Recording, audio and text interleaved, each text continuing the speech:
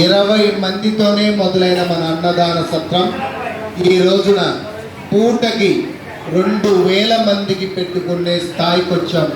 కనుక మీకు షిరిడీలో మన తెలుగు వారు ఎక్కడ కనిపిస్తున్నా కూడా పలకరిస్తూ మన అన్నదానం అడ్రస్ తెలిపి మన అన్నదాన సత్రానికి భోజనానికి పంపిస్తూ ఉండండి.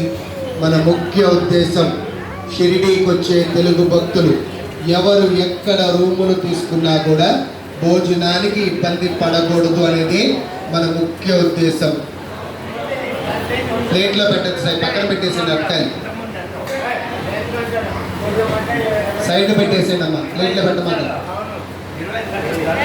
రాత్రి భోజనానికి వచ్చే భక్తులు 8 గంటల నుంచి 10 గంటల వరకు అన్నదాన ఏర్పాటు జరుగుతూ ఉంటుంది. రాత్రి భోజనానికి వచ్చే భక్తులు 10 లోపు వస్తూ ఉండాలి. ఈరోజు రైల్లో ప్రయాణించేవారు భోజనానికి ఇబ్బంది పడకుండా పులిహోర కానీ, పెరుగన్నం కానీ, చపాతీ కానీ, వెజ్ బిర్యానీ కానీ కావలసిన వారు లక్ష్మణ్ గారు ఉంటారు, వారిని సంప్రదిస్తూ ఉండండి.